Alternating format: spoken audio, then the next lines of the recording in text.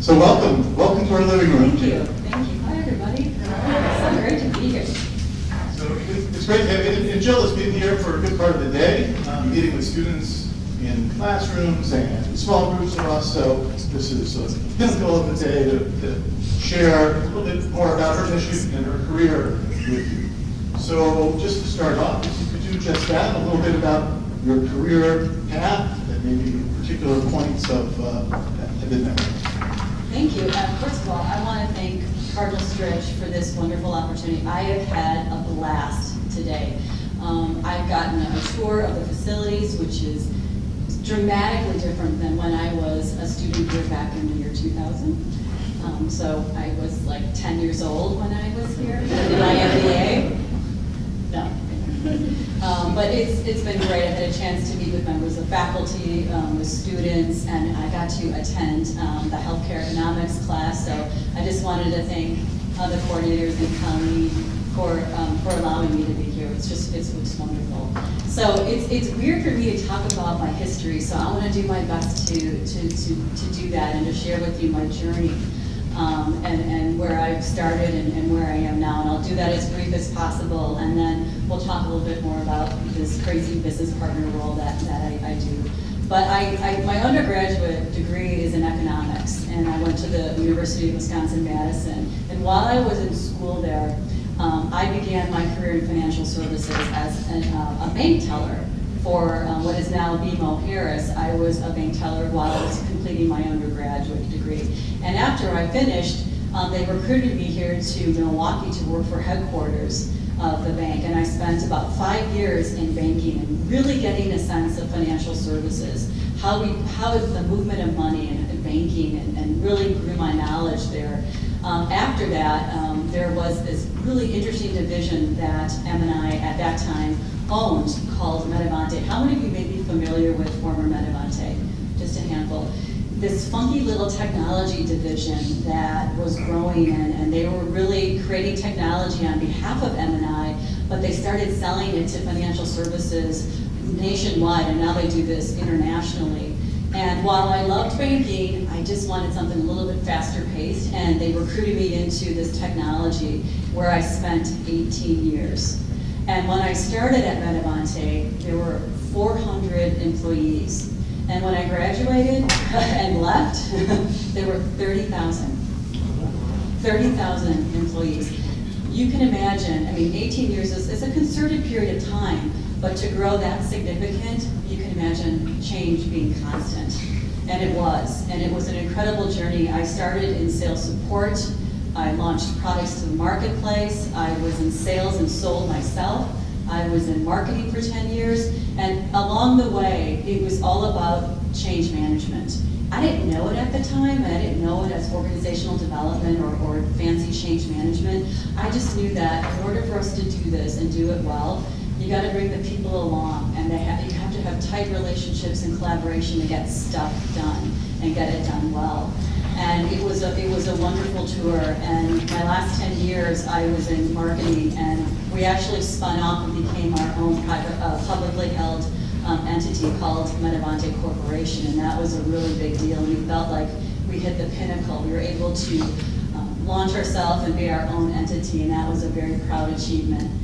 One of the things that I wanted to share, there's always these like learning moments or these things that happen in your life that just kind of stop you in your tracks, and you realize that you're on this mission and it feels good. I want to share a fun story, and this is really a true story. So in the last few years at Metavante, I was in corporate marketing. So I was leading corporate marketing and a corporate events division within marketing. And we were in Maui, in Hawaii. And it's brutal work. If anybody's ever been in event planning, it's brutal work. You're working 6 a.m. to 12 midnight. And so it was a President's Club meeting. So our best sales people, we invited and took them to Maui and just gave them this great vacation. So we're working hard, and we get to the last day, and you're on Maui, but you're really not when you're working, and you feel like, oh, I just want to get to the beach, and you can't get there. But it was the last day, and I gave my team, we had like 4 hours, and I said, just go and do what you want to do and get to the beach and enjoy this while we can before we have to catch our plane. one of our business executives, true story, says, come to my cabana. I want to have a talk with you. And I'm thinking, okay, what happened? Somebody's not happy. I'm going to get in trouble. So I go to the cabana, and he's drinking a Mai Tai. He's like, you need to have a Mai Tai. And I said, okay. And this is an executive of the firm, so I'm going to pay attention. I'm going to have a Mai Tai. And the pivotal moment was, he said, listen, well, this is what we want you to do, and we want you to start a whole new division at Metavante, and we want it to be on sales professional development.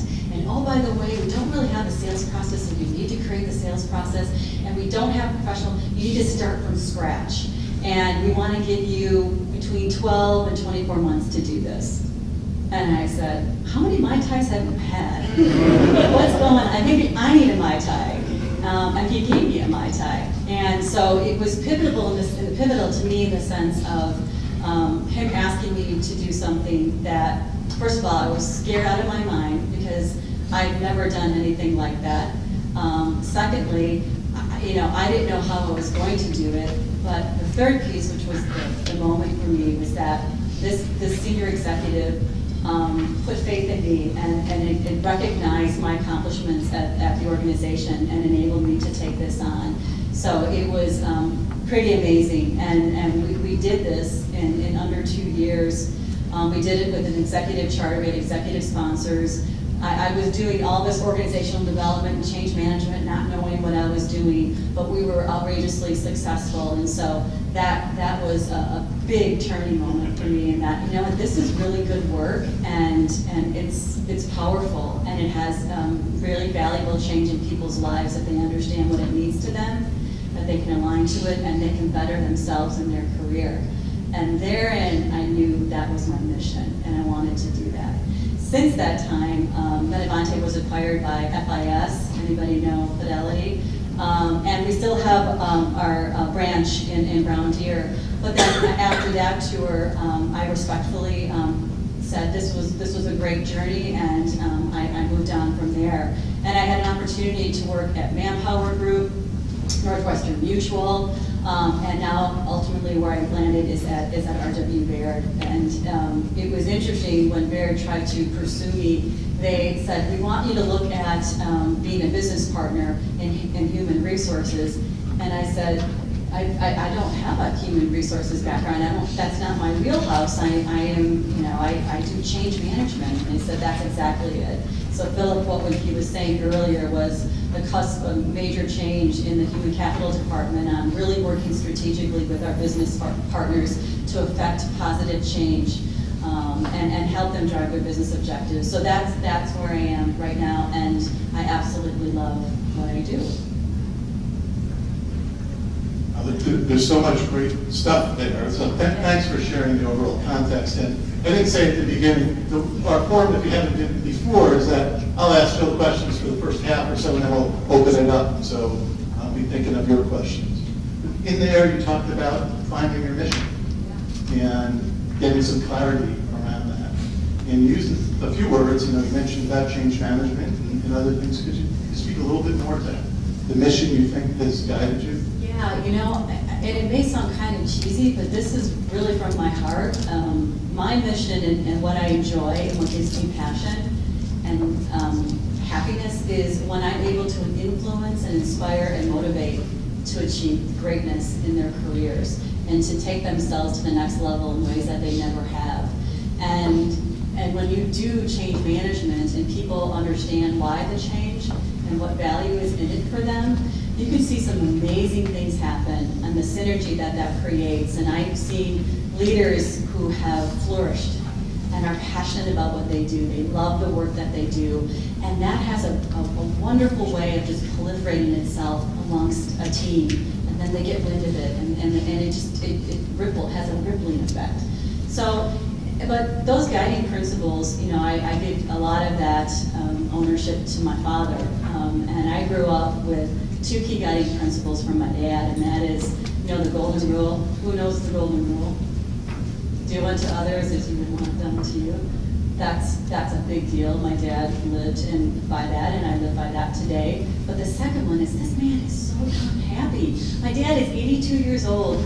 He had a double knee replacement, and he wants to go hiking next weekend, because that makes him happy. So that's what I'm going to do with my dad. But he had a way of finding the good in everything. Change is hard. Trying to do different things can be really, really hard and anxiety ridden, but my dad always would make positive things out of everything. So as a little kid, how many of you had to do outdoor chores in the yard? Yeah, so it's that time of year, it's April, where the snow goes away, you have all these sticks in your yard, right? Who knows about the stick situation? You know, we had big trees, and there's 5 kids in my family, and my dad would say, yeah, we gotta pick up those sticks, and pick up the sticks, it's a lot of sticks, Dad. We don't want, no, this is what we'll do. If you guys pick up all the sticks, then we can have a bonfire, and we can make s'mores. Let's go for it. And we're like, wow, my dad sounded good at that. So, I mean, it's kind of funny, but it really worked on us, and I don't know, that somehow instilled that passion and finding the happiness and the positivity and everything that you do. So my dad was a big factor. And could you relate that to, we taught some in classes in our program, not only about the mission, but how do you align the values and principles you're talking about with decision-making on a daily basis in your business life? Yeah, it's a great question. And, at the heart of all change are people. And I was reading an article in the New York Times recently on Google. Google did this study. They spent 10 years and spent millions of dollars in trying to figure out what makes teams most productive. Well, how do you build a really great team to do great stuff like change management? And they spent all this time and all this money, but what it really boils down to is what they call psychological safety. And so I'm like, psychological safety. So essentially what that means is that when you build teams, you build relationships with human beings. We want to strive to get stuff done and support the efforts of the organization that we support in the mission and the strategic goals and the business goals. But at the end of the day, it's the human beings that you're at the table with that has to do all this. So it's building those relationships. It's caring about what people think. Truly caring about what people think. Giving them a voice. Letting them be heard, and feeling safe, and in a trusting environment that they can do that. When you achieve that, you can do a whole bunch of stuff. And to me, that's the simplest answer to all of that study was just that, is making sure that you're in it together, you can get vulnerable together, you trust one another, you build those relationships. It's pretty powerful when that happens, and that has been my learning moment. So when this executive in Maui with the Mai Tai is telling me to do this, and I'm freaking out thinking, oh my gosh, how am I going to do this? A year later, 2 years later, when we were rolling this out, I realized how we were successful. I had those relationships with those executive sponsors that I knew that I would need to help me do this. I had those relationships. They trusted me. They trusted me all these years at Metavanti to do the things I did in marketing, and now they've said, we want you to do those things for our sales organization. So through that, we were able to accomplish it. And we're going to come back a little bit. You were talking earlier today about how change works, and I want to come back to that. But before we go too far afield from your path, somewhere along the path, a few years back, you came here for an MBA, and talk a bit about how that's influenced the path going forward. Thank goodness for Cardinal Stritch. So it was in the mid-90s. I was working at Metavante. I was young, professional. I wanted my MBA, but there were very limited options out there. I would have to literally have quit my job to go to Marquette or Milwaukee or Madison, and that was not an option for me. And then here along comes Cardinal Stritch, and they offered an adult evening program, so I could have work-life balance. I could work full-time, I was starting a family, and I could get my MBA, and I could do it in an accelerated period of time. It was a godsend. It really was, and my company was willing to pay for my education. So it was a perfect timing for me. But what was really powerful about the MBA is that, education is good, but it's learning how to apply it in the real world. And so while I'm going to school and getting my MBA, I'm building relationships with these incredible teachers who are practitioners of the topics that they were talking to us. So that was powerful. And then I built this camaraderie with my fellow students, and it really bolstered my confidence because I was able to be in a very supportive, loving environment. I mean, it was a loving environment, very supportive with the teachers, the faculty here, my fellow students, and I was able to apply what I was learning while I'm learning it. So I'm learning all this education and these tools, and then I'm going to work and I'm literally applying them, and they're adding value, and I'm kind of looking like a rock star in my company, and that just felt so good, and it was an incredible experience, and I'll never forget it. Cardinal Stritch was very instrumental in moving me forward, for sure. So that's great to hear. We run in a ringer in some ways. A bit of a commercial, but it's true. So you continue to be a rock star today, clearly, and moving forward today to your work, we have a few slides. Maybe you could just describe a little bit more of the nuts and bolts of what you do on a day-to-day basis. I would love to. So the first slide is just the token. Just what is Baird? So we're a financial services company. We have multiple divisions that drive financial services. Our largest division is called Private Wealth Management.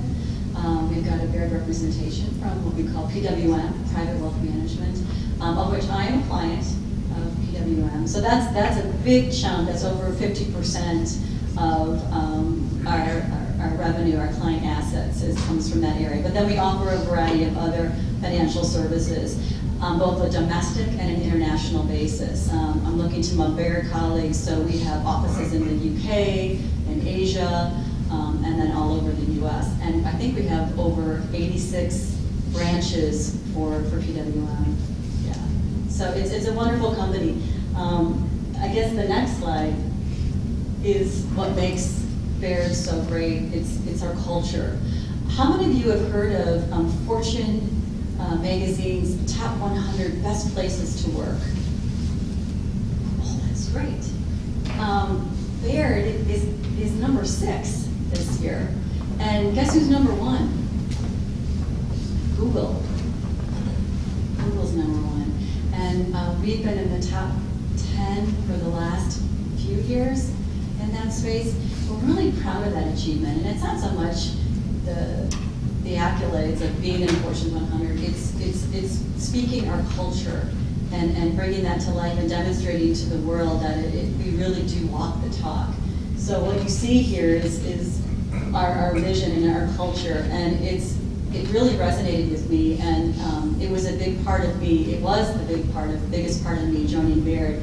What I realized in my journey that culture means everything to me, and I wanted to be at a place where I felt that I could be my best, and I could add value to the firm in a way that was very meaningful to me at this point in my career and my journey. So here's just some of the words that we use to describe our culture. Integrity, clients being first. I think my favorite is how we succeed is as important as if we succeed. It's how we treat ourselves, how we treat our clients, how we work together, how we treat each other with respect.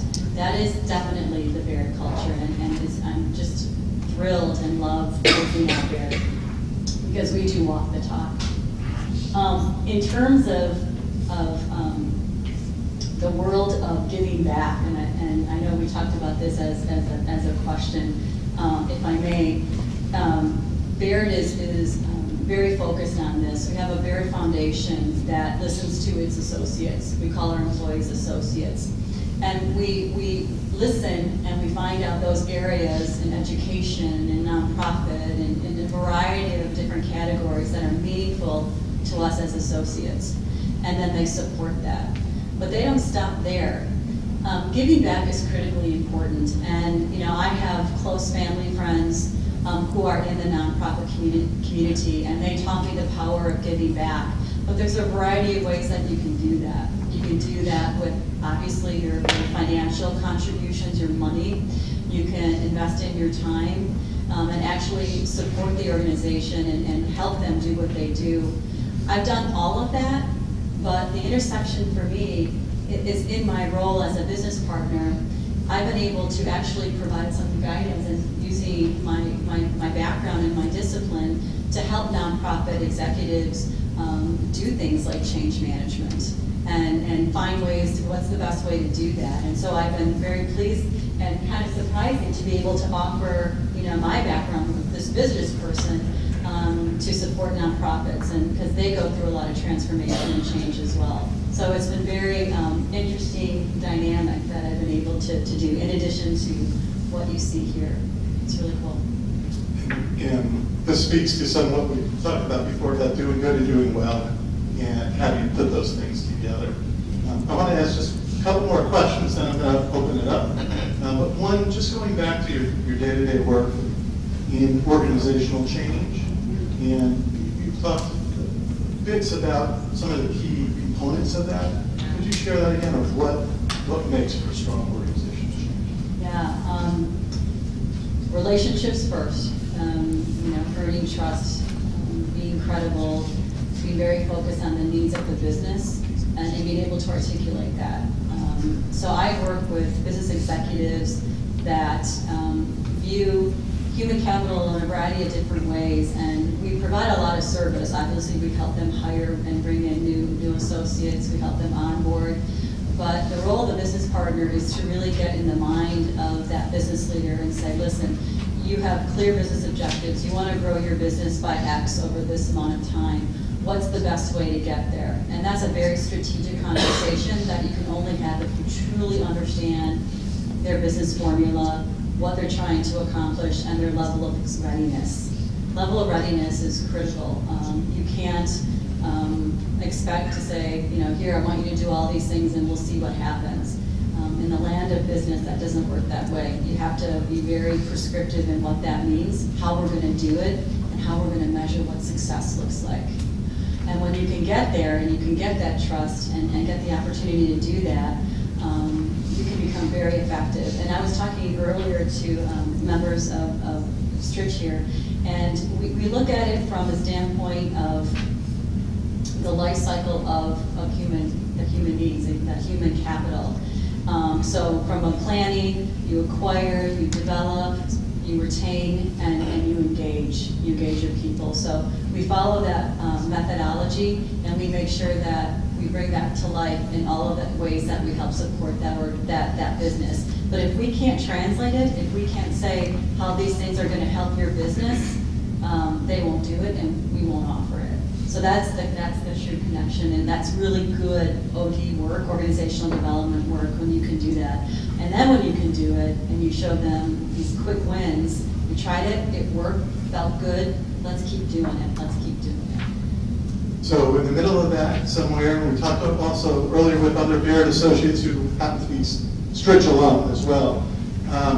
We talked about that you're always looking for talent, and you're looking to get good talent, retain good talent, whole life cycle. Right. So along with the Stritch degree, what do you look for when you're hiring? Yeah, I love this question. I get this question asked of me a lot as a human capital professional, and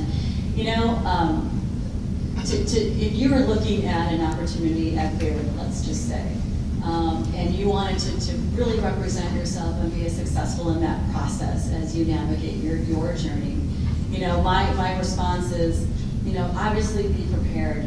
When you're going in to talk to an organization, have a general sense of what they do and how they tick. And if you happen to know somebody within the organization, reach out. People are so willing to help. When I was searching for employment, I was impressed. People want you to succeed, and so don't be afraid to ask. So be prepared. Know who you're coming into in the organization and what makes them tick.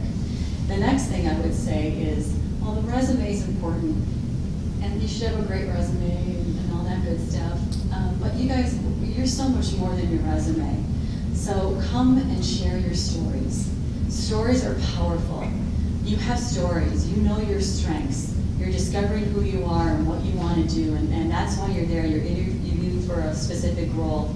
Share your stories. Now you might think, well, I haven't worked in a lot of places. What stories might I have? You have stories. You have stories in your community, in your families, in your school. Demonstrate your strengths and tell your stories.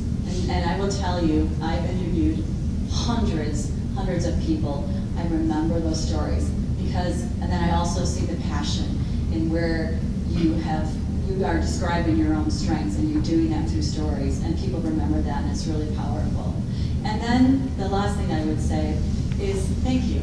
Give the thank you. You know, seems kind of cliche, but as you're done with the interview, you know, it's great to send a follow-up thank you. And I know there's a lot of controversy, and some HR executives don't think it's mandatory. You know, I think it sets an impression, and people may not read them, but when I see a thank you come in, I always read it, and it resonates with me, and it finishes off the story, and I have a frame in my mind of who I met that person, and they followed up with a thank you. It's as simple as that, and I think with that, you're really set up for success. That's great. Thank you. So we'll open it up. So to open it up, we'll step down here. Yeah. I'll be using the steps. Yeah, well, I'm going to jump in. And you heard a lot, a whole variety of things that Jill talked about, from the day-to-day to her mission to the culture there. I just have a curious question for all of you to start. How many people have worked in or have an interest working in the financial services industry, or might have an interest in Baird or a competitor? Is that a field that a lot of people have a connection with? Awesome. 30, okay. And there's some people hiring, by the way. So ask intelligent questions now. This is the time to see what you have. Questions for Jill. And if you could just say your name, and perhaps if you're an alum or what program you're in, that would be great. So there's a question. Great. I'd like to bring the mic to you. Say who you are and ask the question. Hi, Christopher. I'm in the MBA program. You had mentioned that when you were approached with your job and you said, well, this isn't in our wheelhouse. How did you kind of adjust so that this possible new position did fit with what you had already done? Yeah, so the Maui story? Yes. Yeah. So I was overwhelmed. I was very frightened with the ask. And then the business executive who was saying, we really need you to do this, he said, you have done so much within the firm. You have built these relationships. You know all of the sales executives that were asking you to help them do this. You were one of maybe 3 people that we thought could do this, and you were that person. That was crazy motivating to me. I felt like really acknowledged, and with that support, that executive sponsor support, and knowing that I had built relationships with the sales managers and the regional managers, I felt that was going to be what I needed, and those relationships. And so the executive said, so what are you going to need to be successful? And I said, I need an executive charter. I want to meet with not just the sales people, but I want want all the executives at these sessions. I want us to build this together, because the whole company owns sales. I want finance there, I want IT there, I want marketing there, I want operations there. I want all those leaders to be at the table so that we can do this right. And the only way to do this right, everyone's got to be on the same page and involved in making these decisions. And they said, you got it. And I knew all these people, so I felt very blessed that I had that sponsorship and that partnership. We have a question back here, and this is Dr. Jeff Sinise, who's our provost. Thank you so much for being here. We appreciate it. I wonder, I was intrigued by your title, and it says human capital, so that suggests to me that you do human capital development as part of your role. I wonder if you could talk about what Baird does with human capital development, professional development, and how you move people in your company forward or around. Yeah, I can share a story that gives you an idea. This is a whopper. I partnered with our chief operating officer at Baird, and I liken this group to the heart and soul. It's the plumbing and how all this money moves and gets settled, and how we open accounts for PWN, and how we service our end client. That department has gone through complete 100% organizational restructure. And they had a theme that we want to organize around process. We want to do more for our clients and our end clients. And we want to create an opportunity for professional development. So that's where the human capital element came in. So we want to offer career development pathing. So the way they had it structured earlier was this player-coach model, which is kind of a Baird thing, where you have all these associates running around doing stuff, and you have just a small number of people leaders who act as player and coach. And so we completely changed that model to be, no, player coach. You're going to be a true coach. You're going to be 100% people leader. And we're going to focus on professional development of our talent. And we crafted a dual career development path. So if I'm an individual contributor, and I'm never interested in managing people, you have a prestigious career development path, and you can become a highly influential individual contributor. Now, if you choose to take on a people leader path, we have one there for you. And oh, by the way, along that journey, you know exactly what we're going to help you with in growing your skills to get there. We call that owning your career. And so we're spending a lot of time right now with our people leaders and really bringing that to life. And it seems to be working, and it's not without its hiccups and anxiety. People get very nervous, especially those tenured associates who have been there for 20, 30 years, and I don't know if I want to make any change. And that's okay too. But here's your development plan as well to help you continue to grow in your career. And you can be this role forever, as long as you're growing in your career and you're acknowledging the support that we're giving you. It's good for everyone. So that is a big part of what I'm working on right now. Thank you. Other questions?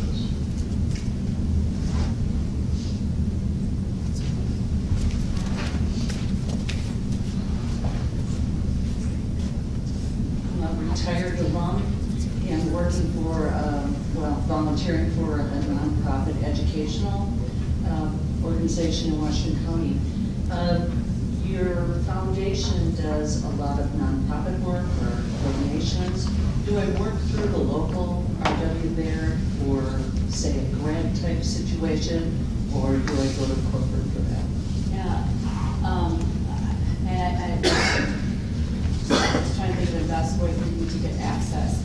I could probably help with that, and so that depending upon the type of organization, because they have a list of those organizations that they deal with, so I can make sure that you can get access to that. So I'll give you my card.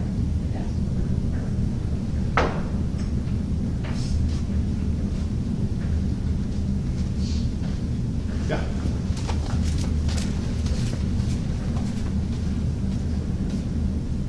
Hi, my name is Tony. I run a nonprofit. I'm an alumni adjunct here at the university.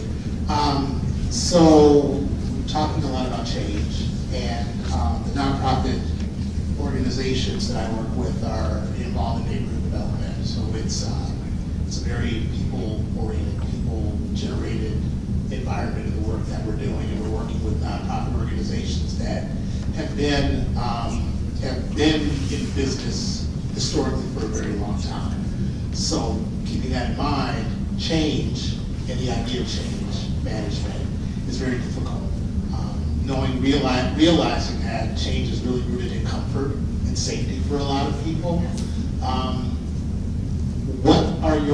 interested in best practices that you have for those individuals and entities that just are not going to change, or they come to a space of, I'm not going to change. Don't touch me, I'm not changing. Yeah.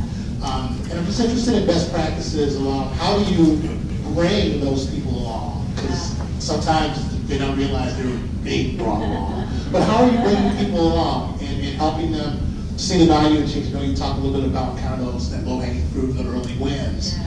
But how do you bring along those naysayers, and maybe sometimes those outwardly naysayers, who are not willing or open for change and wanting to be part of any of those kinds of processes? Yeah, I I understand, I was there, I've been there like a number of times, and, you know, you start with just a general level of awareness. Here's what we think we want to do, and here's why. And so that's just the general awareness. And then you try to establish, and people are like, okay, I mean, I understand the business value, but there's no way. We can never get this done. That's the naysayer. And they say, no, I just, you know. So you move on, and you try to get as many as you can, and you get more of a groundswell, and hopefully you have just a few naysayers. But you keep the drumbeat, you keep communicating to them, and then you go on and say, no, so this is the inherent value to you. So if you adopt this change, this is the value, this for the greater good of the organization. And here's what it means to, wherever you sit in your role and what you're doing, this is the value for you. Now, they may still say, well, why fix what's not broke? I've always done it this way. We seem to have gotten along, you know. So, yeah, maybe. So you keep kind of going from there. Hopefully, in this journey, you're getting more people to say, yeah, I do see the value. So then you give them knowledge about what that means. So this is what that change is going to look like. Here's how we're going to help you do that. And then you still get some skeptics. They're saying, well, I don't want to. I just don't want to do it. But then you get more of the others, and they're following you. And then you get into the application and the reinforcement of it. And people are saying, oh my gosh, this really worked. You know, we adopted this, we understood the business value, I understood the value for me, I understood the value for the firm. You gave me the tools to know how to do this and the training to make this change. And now we're experiencing the value of that change. I had a situation where when we were doing this sales professional development transformation, I had one sales manager, a couple of them in the South, that said, we're never going to do this. You're never going to get us on board. So I said, well, maybe right now, but if it's okay, can I still communicate to you what we're doing with the rest of the firm so that you can keep abreast of what's happening? And they said, sure, yeah, whatever. And over a period of time, I would always go back to say, hey, we're this far. Would you like to come along? And nope. And it was like another 6 months where that sales manager, was two of them, came back and said, you know, we're hearing a lot of talk about this change, and we're hearing it from our friends in New York and our friends in the North and our friends in the West, and they're saying really good things about it. Yeah, maybe we should sit down and talk more about what that means. Because their people were hearing it from their fellow colleagues, and they were saying, this is right, we should do this. Why are you guys stopping us from doing this? We want to embrace the change, we want to be where our firm is taking us. That was what I experienced. I don't think you should force people. I think they have to come along at their own level of readiness. But that really was powerful when they picked up the phone and called me and said, yeah, I think we're ready to do it. Question. Good evening, I'm glad you're here. My name is Gene, I'm part of the MBA program here. And I'm also greatly involved in a lot of the nonprofit work here in Milwaukee. And part of my job is assessing a lot of nonprofits here. One of the issues that I've seen in this market specifically is on growing nonprofits' human capital and having unrestricted capital that comes in. Part of your write-up here is that you're very specific about what your investments are going to be on, right? So in arts, diversity, education, health, and human services, how is your conversation and Barrett's Foundation's approach about building capital, human capital within nonprofits, which is the most important investment they can have to increase their productivity, because they need to maintain that talent base at that level? Yeah, so Barrett is very, and I'm not sure if I'll get to the entire answer for your question, but how I know is Barrett wants certainly for us to give time back into the nonprofit community, or in those areas that are passionate to that individual associate and how they want to give back. They also want us to join nonprofit organizations and to leverage our business savvy, or whatever you want to call it, to be able to help these nonprofits focus on the business aspects of things as well, and the human capital, the human talent aspects of things. So that's where I've actually been involving myself and coaching and mentoring heads of nonprofits to help and guide them and coach them. And so I'm offering my time in a kind of a different way to help them do that. Without actually being a member of the nonprofit, I'm just offering my consultation. And just quickly to say thank you to two of your employees of that fair. Chris Cavelli has been absolutely phenomenal for us at Journey House, and Joanne Marini has also been absolutely phenomenal for us. So thank you. Yeah, absolutely.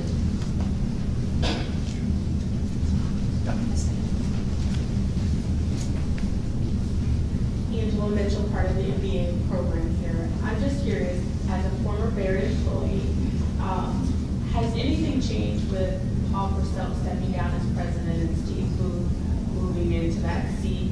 Great question. Thank you, Angela. So it just happened. So as of January 1st, Steve Booth is now CEO of Baird, and Paul is vice chairman. So he's there, but Steve is now has been elevated into his role. So to be honest with you, it's kind of early, but we're seeing how Steve will kind of start flexing his muscles and being all presidential and CEO. So we're starting to see things like that. And one area where he has just completely dived into is in my department, in human capital. And he's working really closely and wanting to know, what do these business partners do? There's only 3 of us. I'm one of 3. And so he wants to know what we're doing. So we meet with him on a regular basis, and he's really trying to get a sense of the value of this role and what it means to the firm. So time will tell, but I don't know Steve all that well, but my time with him has been really great. And I think he's a processor, he's a strategic processor, that he's really diving in. So it's exciting. I think I'll ask one last question. We might have one last time for one more, but you've talked a lot about, through the course of today, about how the HR to human capital field has maybe changed over time, and you talked a little bit about transactional to be more strategic. And could you give a little bit of insight to that? And then part 2 of the question, which maybe other Baird folks would want to answer, is so that's the role of HR and human capital. But then, if you had to say Baird is looking for this particular kind of competency or skill or talent, what would that be? It's a hard question to answer, I realize. Lots of things. But, Oh, yeah. So those 2 questions. Yeah, wow. The business partner is what I would say the connector of translating what's going on within that business and making sure that the resources in human capital are aligned in such a way as to deliver on that. And my mantra in human capital, when I talk to recruiters, when I talk to talent and leadership development folks, and I talk to project resources and the rewards team, my mantra is, if we can't translate what we do from the lens of the business, and we have to correlate everything that we do to support the mission of the business. We're here to drive X revenue. And we're here, so my mission is to make sure that anytime we're talking human capital, we're not human capital speak, we're talking business speak. I work with one area of the company where it's a revenue producing, fast paced, you got people working 70 hours a week. The last thing they want to do is a human capital person coming in and saying, hey, I think you guys should do this talent development thing that would take your resources away, from their business for, 3 months. That is not going to happen. So we have to get very creative, very strategic, and customized to be able to deliver something that is palatable for them, realistic, and that we can show a demonstratable value that ties directly to that business objective. So in this case, the leader I'm working with is he wants capacity for his revenue producers to do more revenue producing, and he wants to offload as much administrative as we can. So that is a big area of focus, and we do that very carefully with the resources that they have so that we can afford them that capacity in the revenue generating side. It's tricky as heck. It's really hard, and you got to be successful out of the chute. There isn't really room for failure in some of that stuff, because they won't use you again. Since you have a couple of Baird colleagues, any of you guys want to say a quick thing about the talent you're looking for? Sure. So I was blessed with a loud voice from my grandfather, thankfully, to the chagrin of my parents when I was younger. But within Baird, I work with an IT, and one of the roles of which we have a hard time filling at times is IT professionals. And I would say the two things that I look for when I'm looking at hiring and filling someone that lands with an IT is intellectual curiosity, so somebody that's just willing to dig in to understand. Technology is a quickly changing space, and Baird is as well. So somebody with that trait is really important, a passion for what they do, whether it's something at home, whether it's something they've done at school, or something they've done at a previous employer, that innate passion about what they do on a daily basis, which is very, very helpful in IT, helping to enable Baird to be successful. Oh, sure. I actually work in the private wealth management. I'm also kind of loud. I actually work in the private wealth management department. So again, this area in which all the financial advisors, all their support staff that service our clients across the country. Basically, some of the competencies that we're looking for those individuals are, because it is a very strong service-oriented, and because you're dealing with a wide array of different personalities, we're looking for flexibility in your how you're interacting with people, and how to kind of also flexibility in what you're dealing with the different people and the different perspectives that they might have. So one of the things that Jill had mentioned is, again, and also Matt, is the passion. Make sure you're coming in with some willingness to learn something new. You all come from 5 different backgrounds. Make sure to bring that along with you, but also be sensitive to the cultural differences that might occur with Baird. This is I can tell you, I've only been there for about 2.5 years. I worked at Northwestern Mutual before. I worked at Strong Investments before that. Baird is this concept of family, and these are people that have been there for 20, 30 years.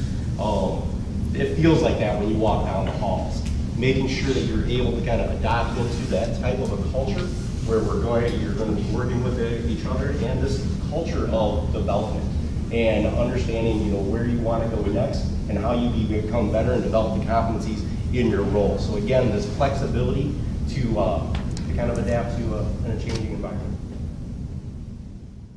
First of all, thank you, Jill, for coming in and for being a guest here all day and to sharing your expertise with Stritch.